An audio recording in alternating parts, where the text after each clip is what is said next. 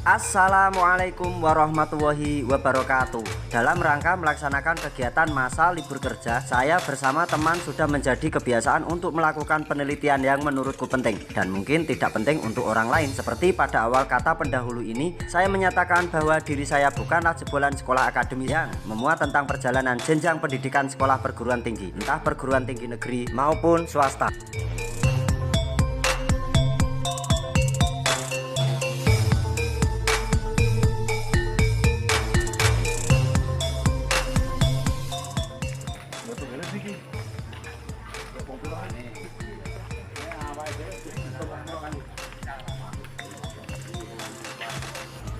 Makam Sunan Tembayat di Desa Paseban, Kecamatan Bayat, Kabupaten Klaten. Hingga kini menjadi tempat ziarah yang penting bagi banyak orang. Makam ini tidak hanya menjadi simbol penghormatan kepada Sunan Tembayat saja, tetapi juga menjadi tempat yang sakral bagi para peziarah yang mencari berkah dan spiritualitas. Pemugaran makam yang dilakukan oleh Sultan Agung pada tahun 1633, setelah ziarahnya ke makam tersebut, menunjukkan betapa pentingnya peranan Sunan Tembayat dalam sejarah dan budaya Jawa. Ziarah Sultan Agung ke makam Sunan Tembayat bukanlah sekadar ziarah biasa, melainkan sebuah peristiwa yang sangat dimungkinkan memiliki kaitan erat dengan kegagalan dua kali serangan Mataram ke Batavia.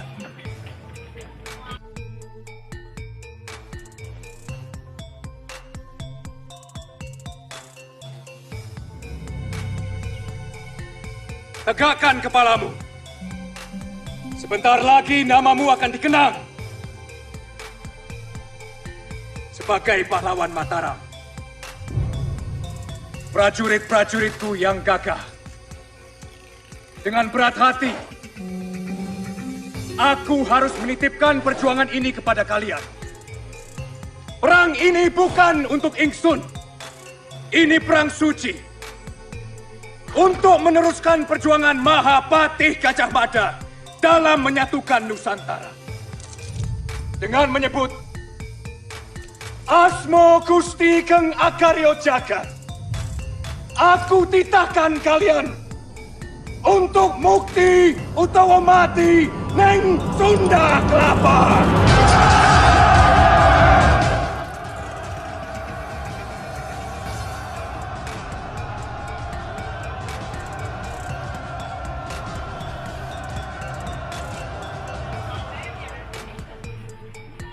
Sebagai raja dan panglima perang yang mahir, Sultan Agung berhasil membangun dan mengonsolidasikan Mataram menjadi kekuatan teritorial dan militer yang besar.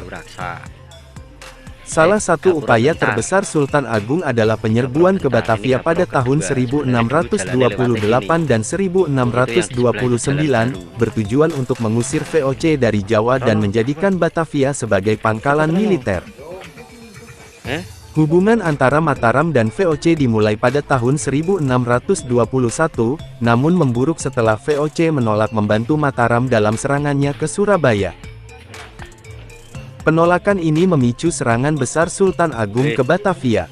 Serangan pertama pada tanggal 22 Agustus tahun 1628 melibatkan 59 perahu dan 900 prajurit di bawah Tumenggung Bahureksa dari Kendawol.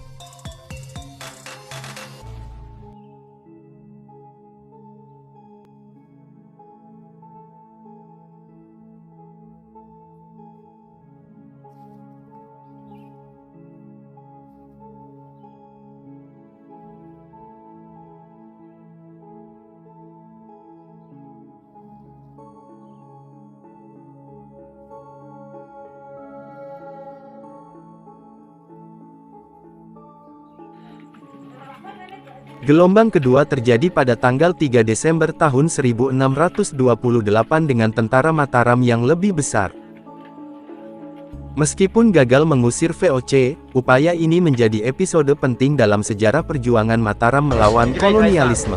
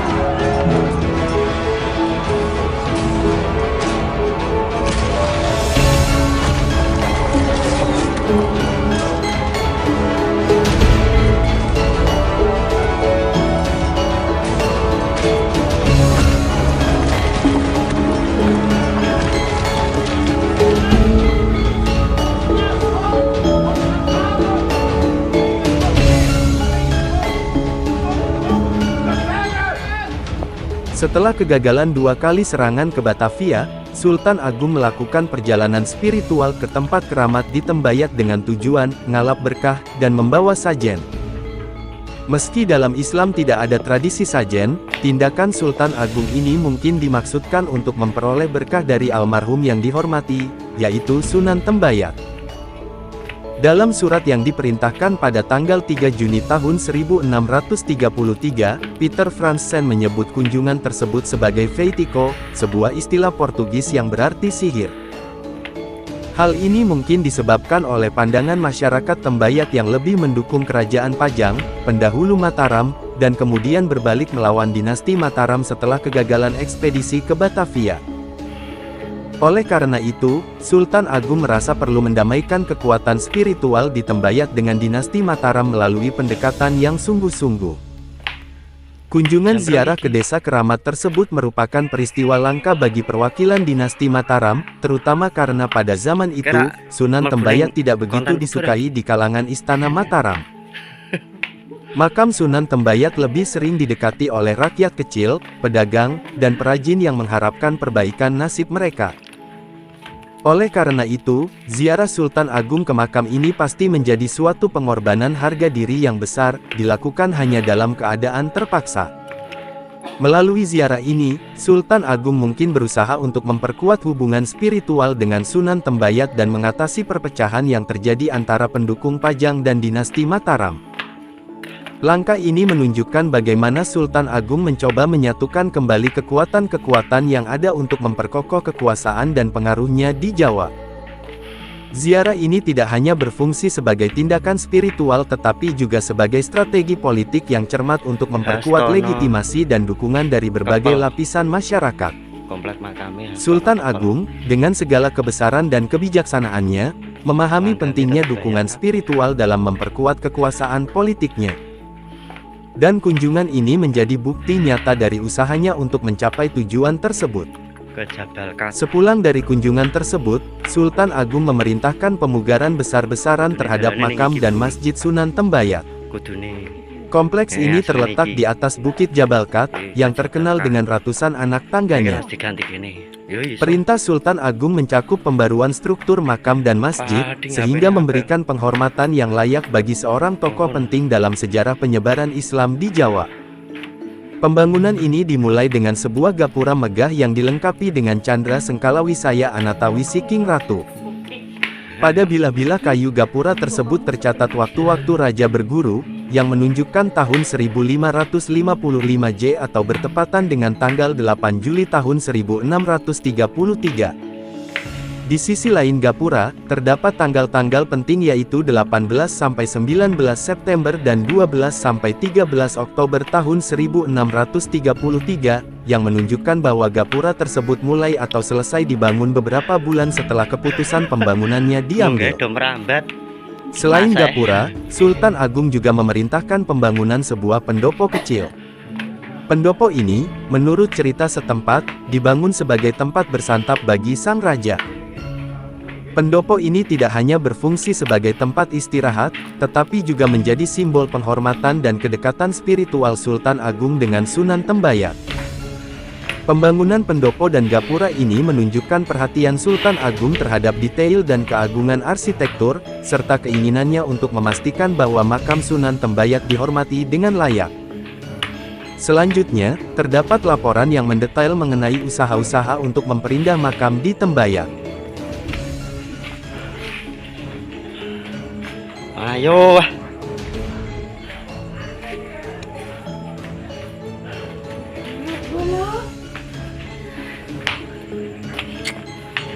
Ayo, Mas.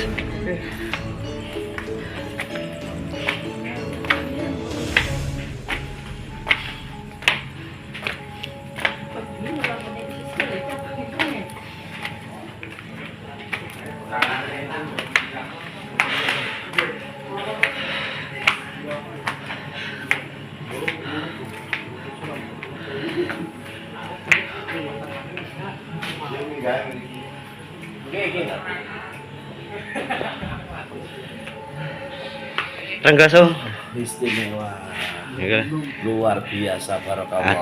Adas keringet tenang. Tetesi keringet itu ganjaran. Amin. Tetesi keringet ganjaran. Ya, manut. Nitip sandal. Nginjil, Pak. Yo.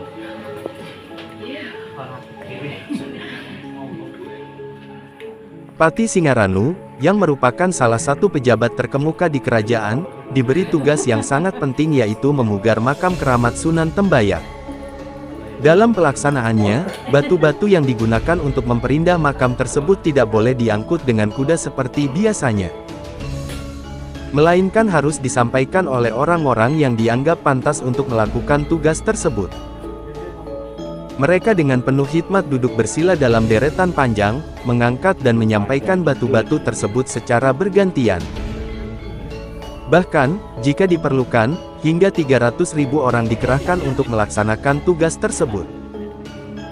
Seluruh kegiatan ini diawasi secara ketat oleh Pati beserta para Nayaka di Bayat dan Panembahan Purbaya di Mataram, memastikan bahwa setiap langkah dalam pemugaran makam berjalan sesuai dengan rencana. Hasil dari usaha ini sungguh memukau, dengan makam yang menjadi semakin megah dan mempesona.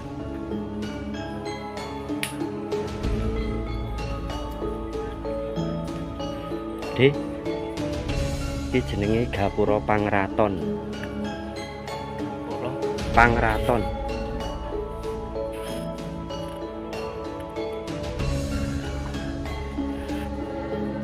Tetap ada masa transisinya di sini. Masa transisi itu bangunan Hindu Buddha yang aplikasikan ke Muslim. Nah, ini jenenge Gapura Pangraton. Pangratunan.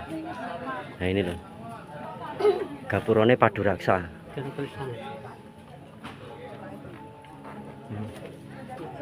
Ora beda karo bangunan Candi Jawa Timuran. Pangratunan. Lah ya Pangratunan. Ini Gapura. Ini Gapura sing piye? Tapi kok dikeramat ya? Iki nek diliwati wong akeh rusak. Oh. Nah, kalau dalam mitologi Hindu, Kan template-template. ini namanya palang Romawi. Fungsinya untuk mengusir balak. Ini atau tapak dara. Itu fungsinya untuk mengusir balak. Benernya di sana itu ada inskripsi nih, cuma kita tidak boleh ke sana. Batuannya dari batuan putih. Ya.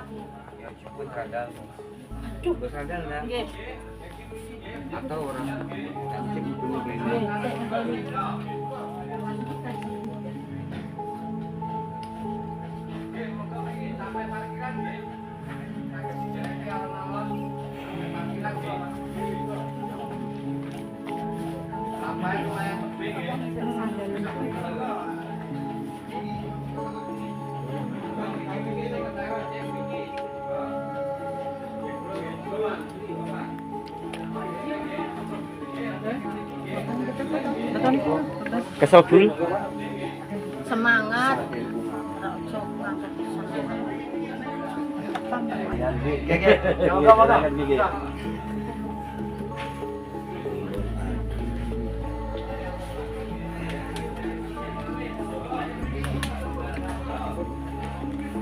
Kedaton, atau bangunan utama di sekitar makam, tampak begitu agung, sedangkan di kedua sisinya, terdapat beberapa paseban yang memberikan kesan yang sangat anggun dan indah. Pintu-pintu gerbang kecil berdiri berurutan, menjulang dengan kokoh dari depan hingga ke belakang, memberikan suasana yang begitu megah dan bersejarah. Tidak hanya itu, tembok yang melingkari area tersebut dibangun dengan menggunakan batu-batu yang kokoh dan tahan lama, sedangkan di lapangan depan, berbagai jenis tanaman yang dipelihara dalam pot-pot turut menghiasi area tersebut, menambah keindahan dan kesegaran alam. Keseluruhan usaha untuk memperindah makam di Tembayat ini tidak hanya menciptakan sebuah tempat yang memukau secara visual, tetapi juga memberikan makna yang mendalam bagi masyarakat setempat dan bagi mereka yang mengunjunginya. Mirip pagar pembatas makam yang berada di Sunan Kudus. Ini dari Banon semua, batu bata kuno. Hal ini merupakan bukti nyata dari komitmen Sultan Agung dalam melestarikan dan memuliakan warisan budaya serta spiritualitas yang ada di Jawa.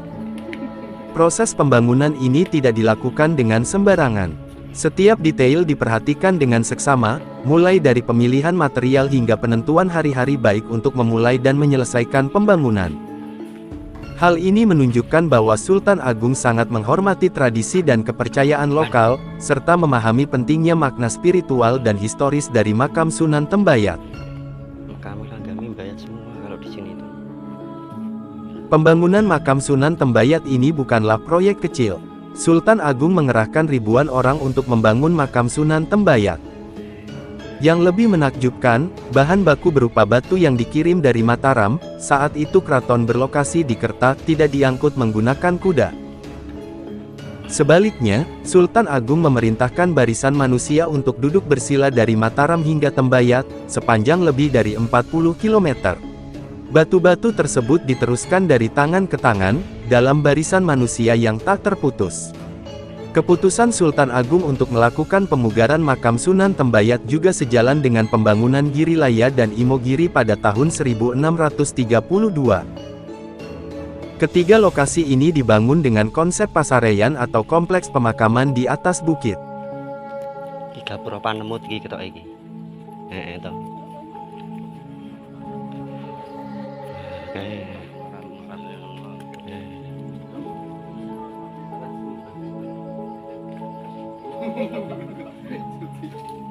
Makamnya gede itu, lebih dari 2,5 meter, 3 meteran itu. Makamnya siapa ini? Tulisannya Jawa.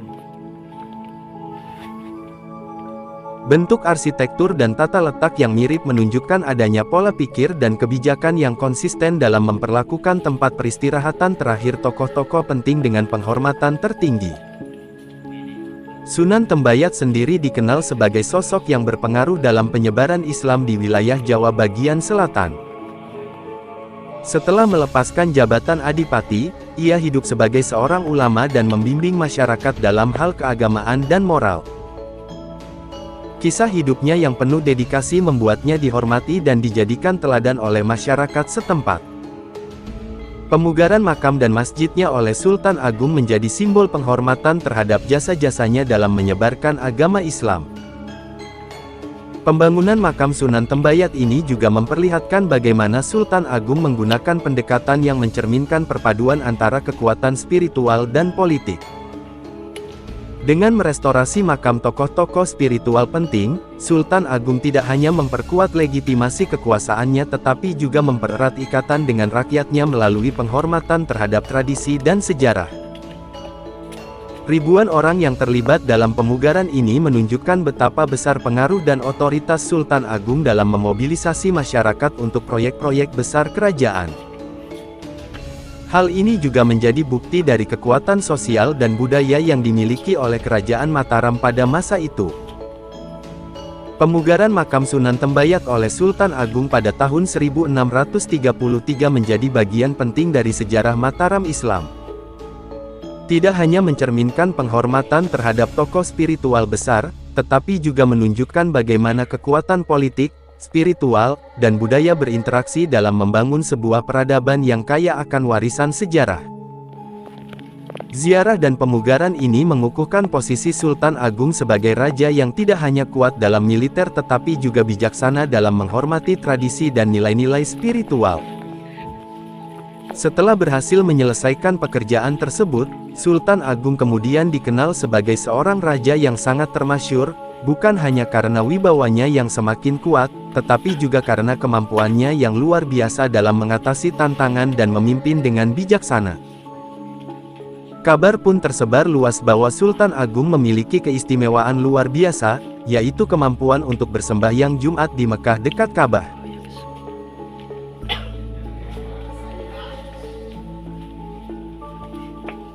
Keistimewaan ini tidak hanya menjadi bukti nyata dari kedalaman spiritualitas Sultan Agung, tetapi juga menggambarkan sejauh mana kemampuan dan kebesarannya sebagai seorang raja telah meningkat, menjadikannya sebagai sosok yang sangat dihormati dan diakui baik di dalam maupun di luar wilayah kekuasaannya. Kegagalan 2 kali serangan ke Batavia tetap mengukuhkan posisi Sultan Agung sebagai raja terbesar dinasti Mataram Islam. Banyak cara untuk mengingat sesepuh kita yang hidup di masa kuno. Cukup mengetahui nama dan keistimewaan dalam menyampaikan amanat yang disiarkan, dengan jerih payah beliau-beliau untuk dijadikan kenangan sebuah sejarah. Komplek makam Tembayat berada di sebuah bukit Jabal Kat yang terletak di Desa Paseban, Kecamatan Bayat, Kabupaten Klaten, Provinsi Jawa Tengah dan berada pada ketinggian kurang lebih 860 meter di atas permukaan laut. Gendong Nogo. Berdasarkan babat dan cerita rakyat, tokoh utama yang dimakamkan di komplek makam Tembayat adalah Sunan Tembayat, penyebar agama Islam di daerah Bayat dan sekitarnya. Nama asli beliau adalah Ki Ageng Pandanarang, seorang adipati Semarang, yang, atas petunjuk Sunan Kalijaga meninggalkan kota Semarang untuk menuju ke daerah pegunungan bagian selatan dengan tujuan menyiarkan agama Islam. Dalam perjalanan ke daerah selatan, Bayat dan sekitarnya, rombongan Ki Ageng Pandanarang dicegat oleh 3 orang penyamun. Salah seorang penyamun dikutuk menjadi manusia berkepala domba. Setelah bertobat ia dibebaskan dari kutukan dan menjadi pengikut setia Ki Ageng Pandanarang. Peristiwa ini terjadi di daerah yang kemudian dinamakan Salatiga berdasar pada kata Salatiga yang artinya 3 orang bersalah. Setelah sampai dan menetap di Bayat, Ki Ageng Pandanarang lebih dikenal dengan sebutan Sunan Bayat atau Sunan Tembayat. Sunan Tembayat hidup semasa dengan Sunan Kalijaga, yaitu salah seorang wali Songo yang menurut babat Tanah Jawi termasuk pendiri Masjid Agung Demak. Berdasar sengkalan berupa seekor kura-kura yang dipahatkan pada dinding barat mihrab, Masjid Agung Demak didirikan pada tahun 1401 Saka atau tahun 1479 Masehi.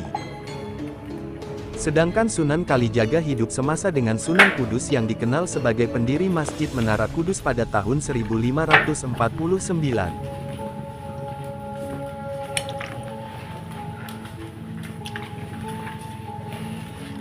Dek, kancane aku dek, dek. Iki dek ning makame pangeran dek. Lah ini loh. Lho deh, makam iki sing tak golek deh. Langgame nganu.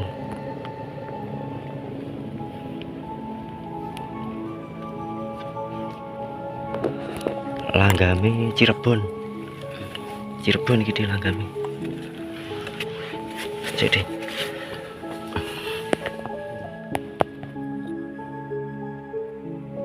Pangeran Masjid Wetan dengan langgam Cirebon ini loh, Masya Allah.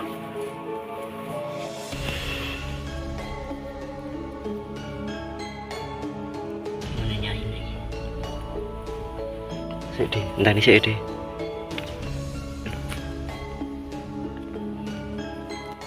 Ini sana wis tugel. Ini langgam Cirebon ini. Wah, gawennya. Ayo ini kearifan lokal kita Nusantara.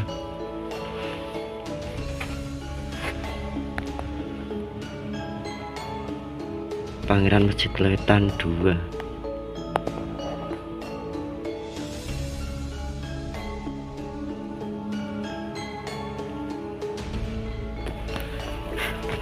Kirane to ya Gusti, keren tenan ya.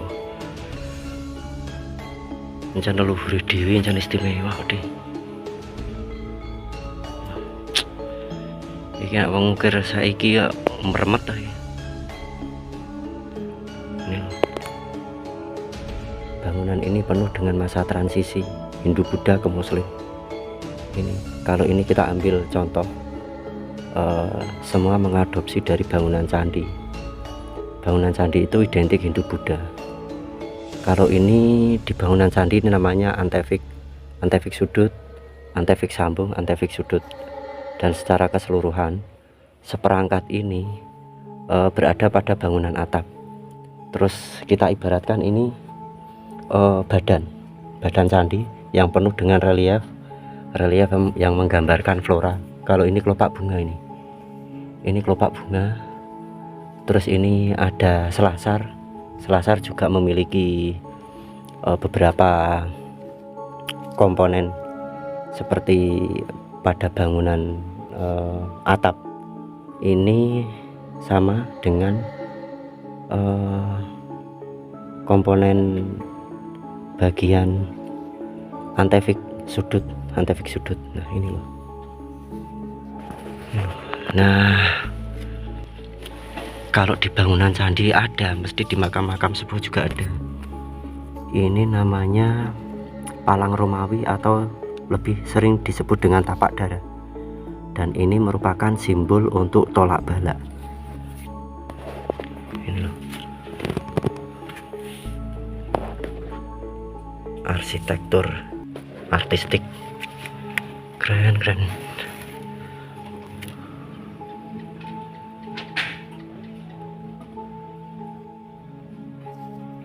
Ini makam Pangeran Masjid Wetan ya dia. Pangeran Masjid Wetan. Pangeran Masjid Wetan 2. Terus ini Pangeran Masjid Wetan 1. Sama. Ini loh, masa transisinya hampir menyerupai bangunan pura-pura di Bali. Nah, ini.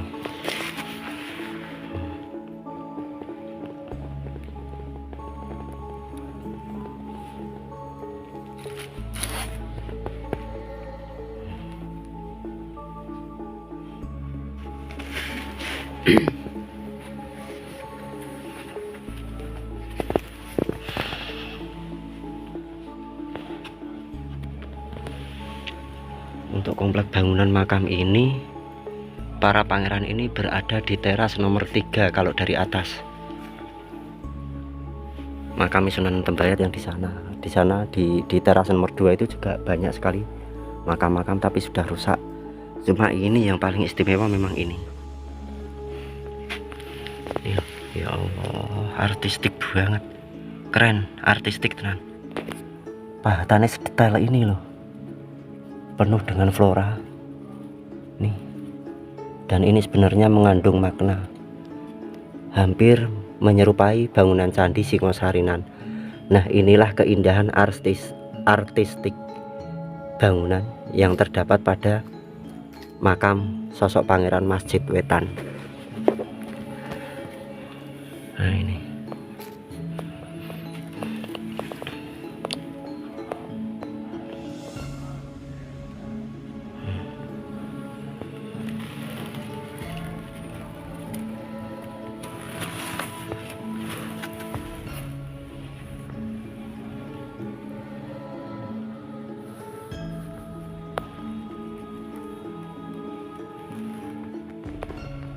ini loh.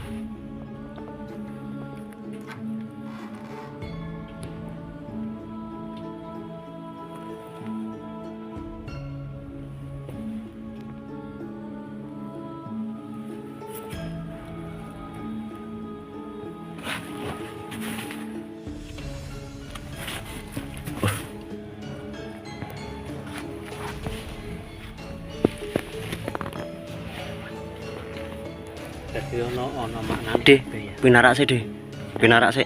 Ono maknane kabeh. Enten maknane sedan. Pinarak sih. Pak, mriki, Pak.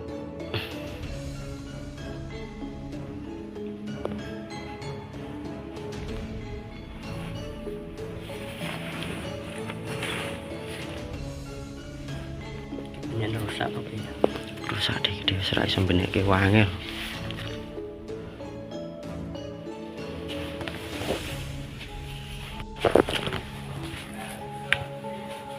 Iki jenenge Candra Sekala di kene iku Iki cap. Candra Sengkala. Dadi somaca kuwi ngerti angka taun. Subhanallah, inilah keagungan Nusantara. Ini merupakan perpaduan peradaban dari masa ke masa, dari peradaban Hindu-Buddha yang diaplikasikan ke Muslim atau yang disebut dengan masa transisi. Ketika Muslim kala itu masih berbaur dengan Hindu-Buddha, kenapa untuk hari ini kita tidak bisa? Padahal ini tinggalan leluhur kita.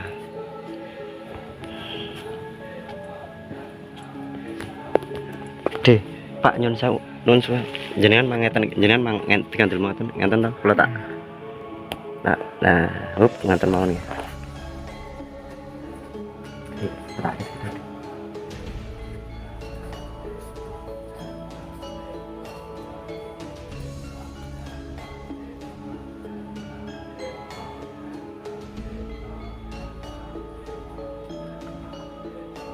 Batuan. Dan semua itu tidak berubah dari tinggalan Hindu Buddha. semua masa transisi Hindu-Buddha diaplikasikan ke sini. Akhirnya menjadi masa transisi yang dijadikan alat pemersatu antar keyakinan Hindu, Buddha, Muslim. Bahkan raja-raja Mataram Islam menggunakan Sayyidin Panotogomo. Itu memiliki arti, Sayyidin Panotogomo itu adalah sebuah gelar yang memang ditujukan untuk saling mencintai antar umat beragama, seperti itu. Dan sampai sekarang mungkin gelar Sayyidin Panotogomo itu masih dipakai. Kalau saya pernah membaca, gelar Sayyidin Panotogomo itu masih dipakai raja dari Keraton Solo atau sultan dari Kasunanan Solo atau Kasunanan Surakarta itu Pakubuwono ke-10 itu masih menyematkan gelar Sayyidin Panotogomo. Arsitektur.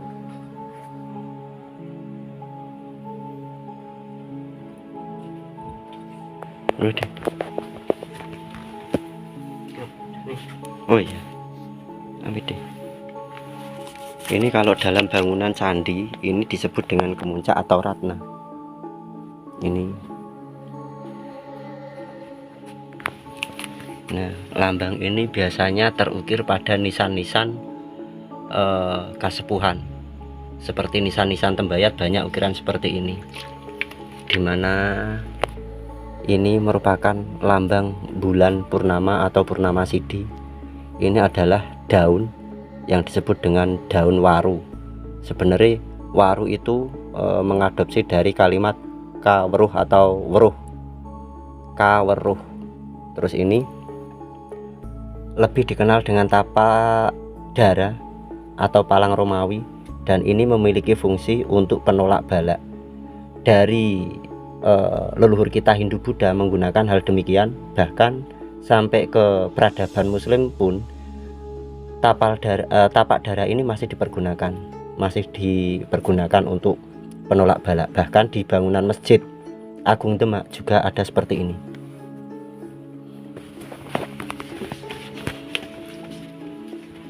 Padahal ora dilem. Iku di kados pastel di koyok pastel di. Jadi ditempel-tempel ke di. Enten dudukane. Ya, makam-makam penggede Mbayat iki.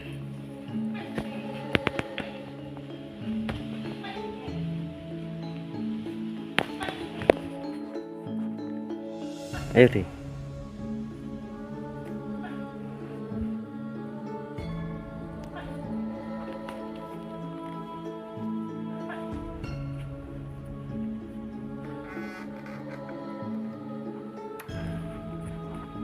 Nah ini loh, jangan keren tenan. Jangan mau mlebet mriko di, mlebet di. Mlebet apa?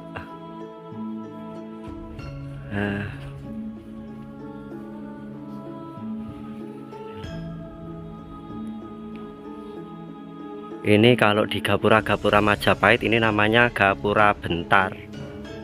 Nih.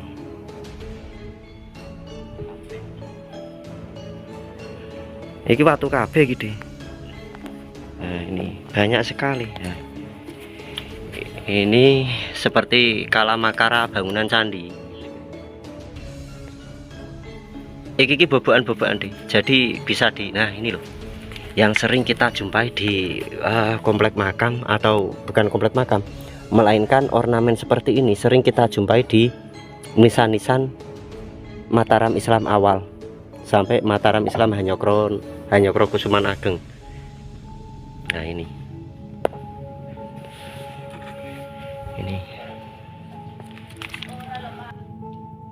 Oleh karena itu kompleks makam Tembayat dibangun tidak jauh selisihnya dari masa pendirian Masjid Agung Demak dan Masjid Menara Kudus.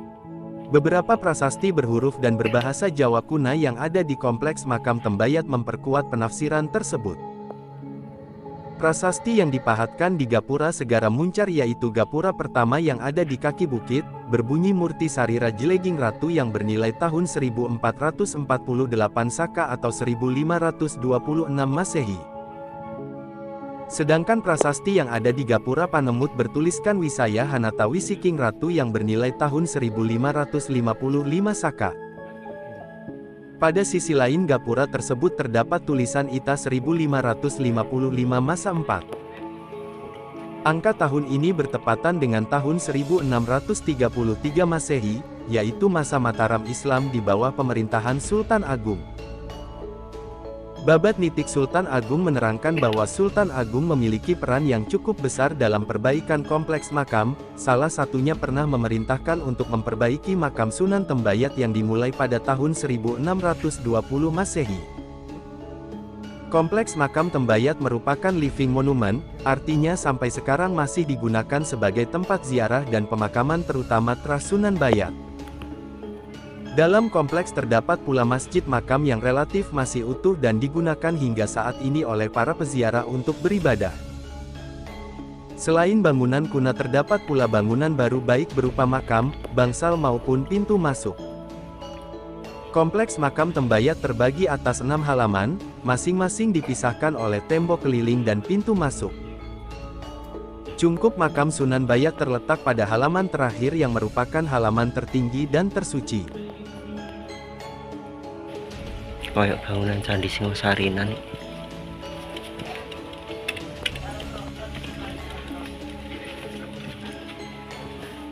Lihat Pak.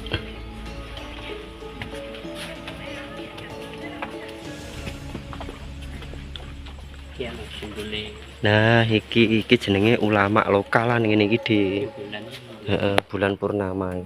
Bukan bulan purnama, bulan separo atau lebih dikenal dengan Wulan Tumanggal tertusuk tumpal ini.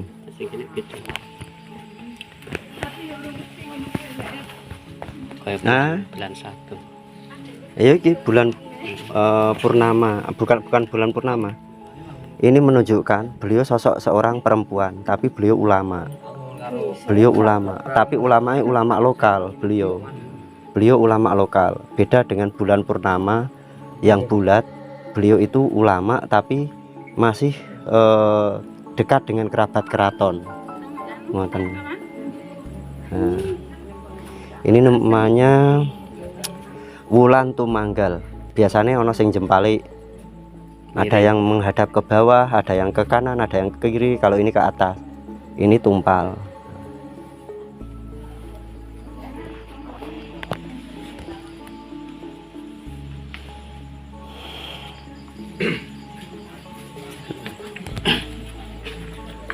Lah nek iki makame malah dawa deh. Iki makame sampai 4 meter iki.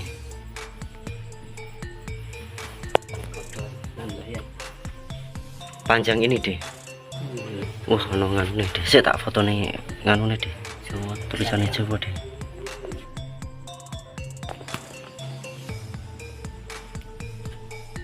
Nah, ini beliau ulama dekat dengan apa? Dekat dengan keraton. Ini ulama beliau. Bagian-bagian yang dianggap kuno dari kompleks makam ini berturut-turut dari kaki sampai puncak bukit adalah Gapura Segara Muncar yang berbentuk candi bentar, Gapura Duda berbentuk candi bentar. Disebut demikian karena pada saat ditemukan tinggal bagian kiri. Gapura ini dipugar pada tahun 1978. Gapura Pangrantunan berbentuk paduraksa tanpa pintu. Gapura Panemut berbentuk candi bentar. Gapura Pamuncar berbentuk candi bentar seperti Gapura Panemut.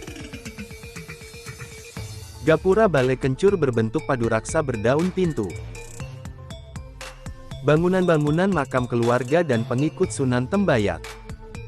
Dua padasan bernama Kiai Naga, bangunan cungkup dan makam Sunan Tembayat. Wah, ini kelas ulama-ulama gede kabeh gede lho. Nah, kelas ulama-ulama semua ini. Iya.